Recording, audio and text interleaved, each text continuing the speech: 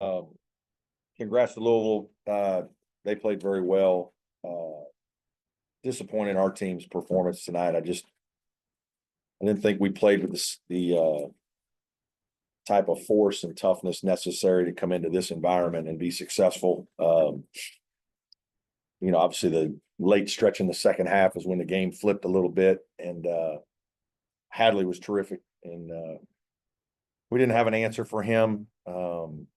Hepburn, I think, runs the team so well that he makes so many good plays for their team. And then defensively, they were good. They were aggressive, and I didn't think we played with very good poise tonight. And just a little disappointed in the way we played. Questions for me?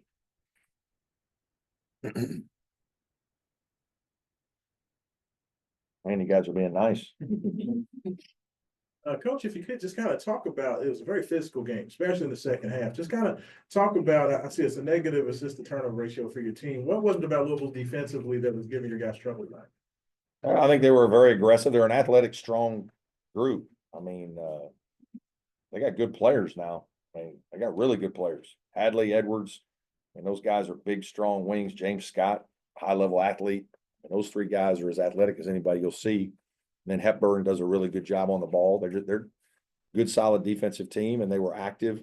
And I don't think we played very well. I think the environment, for whatever reason, bothered us a little bit. We didn't have the kind of rhythm and flow, and I felt like we were searching. I was searching to try to help our guys. Our big guys did not do a good enough job of finishing around the basket. That was a problem for us. But it was a very physical game. Obviously, they got 20 free throws. We only got 5. We needed to do a better job of drawing more fouls out of the paint. But obviously, that was a big difference in the game. They closed the first half on a 14-1 run. I'm wondering what you saw there. I don't really know. I'll be honest with you. It happened fast, and we didn't play very well. We had a couple turnovers. They made a couple shots. I really have to watch it before I can speak to like exactly the 5 or 6, 7 possessions in a row that went bad for us. But that was obviously a turning point. Brad, you mentioned the environment. How did it maybe compare to some of the past years when it was quote unquote? Yeah. No, very good. It was good. I mean, it's been louder here. I mean, a couple of years ago, 13, I think it was, you guys were honored. We happened to be the team that got to play when you were honoring the 13 team. And I looked in the crowd and there wasn't anybody at any of the games I watched on film. And all of a sudden we got 14,000 for that game for us.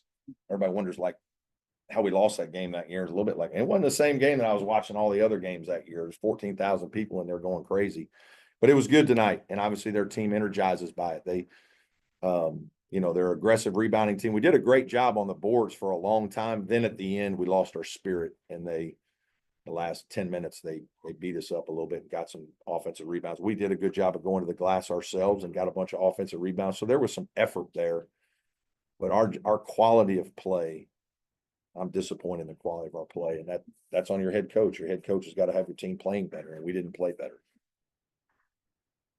Hadley had a career high by halftime. What did he do tonight that you hadn't seen him do? He posted some mismatches. I thought, we really tried to guard Smith. That wasn't some of what we were trying to do. We knew that he would post. We actually were trying to help, not over help, but we were trying to keep it a little bit more packed in at times. And I was really frustrated with our team at halftime. I didn't feel like they were doing what some of the things we talked about in practice, and they were playing underneath us, and he had all kinds of space. And then, we really didn't do much scratching off Hepburn. And it's not like we didn't tell our guys you can scratch it all, but we did. We just gave him a lot of space, and he got multiple dribbles, and he overpowered us physically.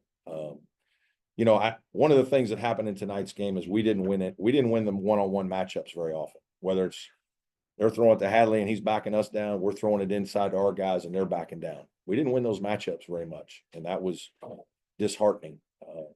On the road, you've got to be able to win more of those kind of one-on-one interior battles. At least our team does, and we didn't do that. Any more in the room? Got time for one on Zoom if anyone has one. Hey Brad, this is Darian Carter with the Greenville News. I'm just curious about the explanation the officials gave you for the Chase Hunter flagrant one. Did you, I guess, agree with it? And did you, and yeah, did you agree with it?